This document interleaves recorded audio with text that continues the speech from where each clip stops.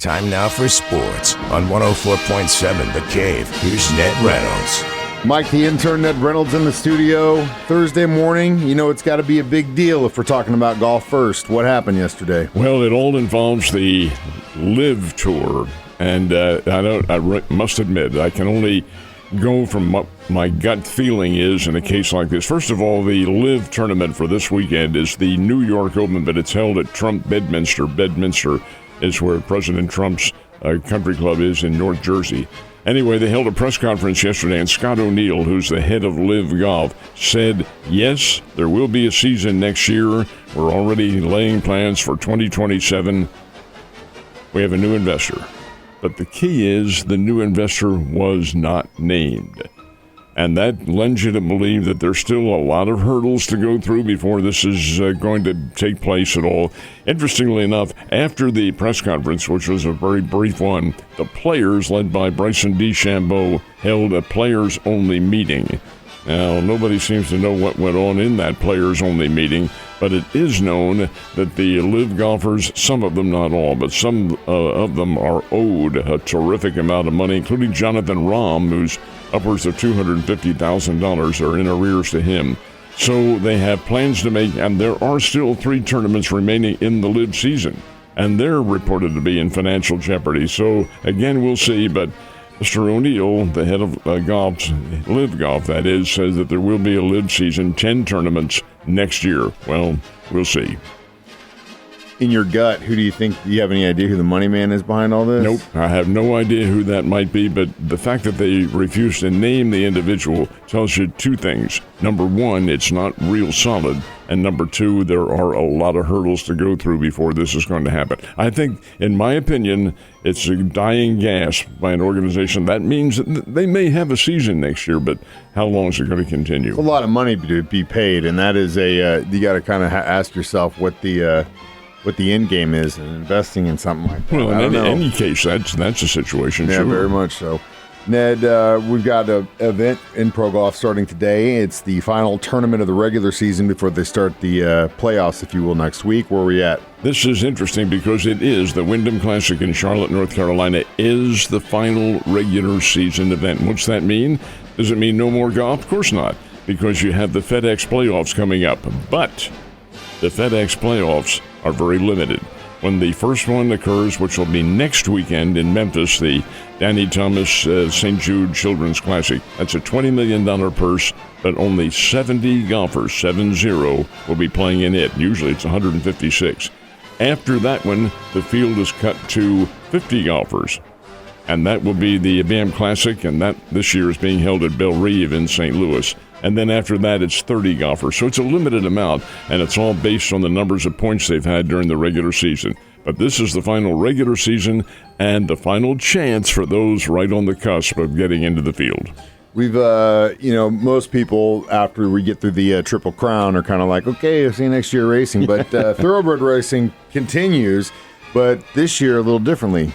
You're talking about 2027, yes, and it will be just a little bit different. A lot of conjecture last year about the fact that, and it always has been the case, that the Preakness Stakes is only 2 weeks after the Kentucky Derby. These horses, folks, are thoroughbreds. They're great athletes in the equine sense, but they're also fragile. And 2 weeks is really not enough time. So, to that end, after much debate, the Preakness is moving back 1 week. It'll be a 3-week separation now between the Kentucky Derby and the Preakness next year. And it's also going to be run on a Sunday and not a Saturday. First time in history for one of the Triple Crown races to be run on a Sunday afternoon. That's when the Preakness will, but it'll be 3 weeks, and we'll see whether or not the field is perhaps extended from what it had been. I think it's a smart decision, especially after situations like this year where you had someone win and then couldn't run next couple weeks because it's just too much. So makes sense. Cardinals had themselves a little bit of a rubber game in the Big Apple yesterday. What happened? And they took the rubber game. The Cardinals win over the New York Yankees 3-1. The Cardinals are back on one of their mini tears again. This is a team that's been inconsistent all year long. They're close to 500 right now, but They win some and they lose some, so whatever. Andre Palante is turning out to be their stud on the mound. He pitched very well. He and 3 relievers last night held the New York Yankees to 4 hits. That's all the Yankees had. I'm not at all, Mike, impressed with the Yankees team. They're inconsistent. They don't have Aaron Judge in there. They don't have Giancarlo Stanton. Those guys have been injured. Now, maybe when they come back, the offense does improve, but right now it's not in very good shape. And the Cardinals took advantage. The Cardinals are still quite a ways behind. 4 games at this time of the year is quite a ways behind in the wild card standings, but still not out of it yet.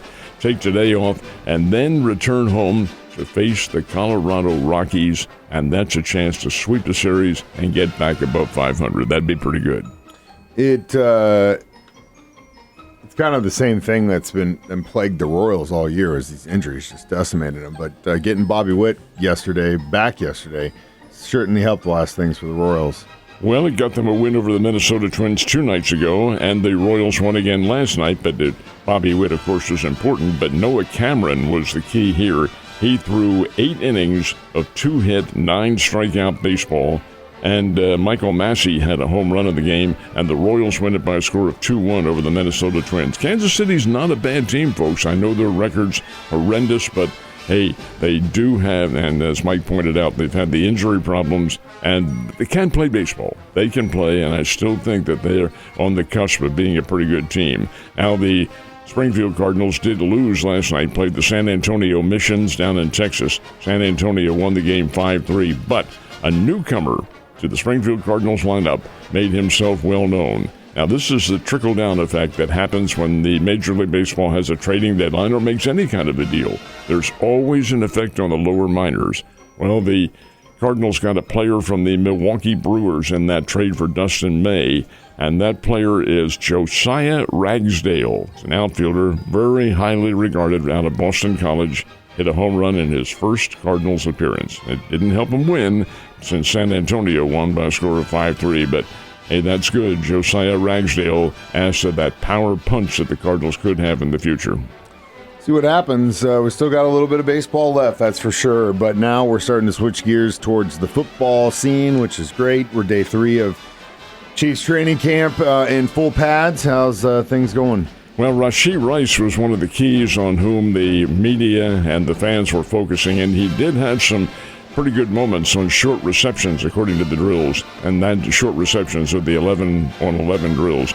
But he also, found this to be interesting, showed signs of fatigue. He is really not in playing shape yet. Hasn't been because of all the situations that surround him, the knee surgery and maybe the time of incarceration and so forth and so on. Needs to get in better shape, but did show signs of coming on. In the drills yesterday, 6 Kansas City Chiefs missed practice, and that included Xavier Worthy and Cyrus Allen, 2 of their young receivers who are being counted upon to be pretty good. Anyway, still a long ways to go. First exhibition game, not for the Chiefs, but the first one is tonight with the ball game coming up between the Arizona Cardinals and the Carolina Panthers, and that's just the Hall of Fame game at Canton, Ohio. Probably not going to see too many regulars in there, but nonetheless, it is football. And it's back, baby. Ned, have a good day. I'll see you tomorrow.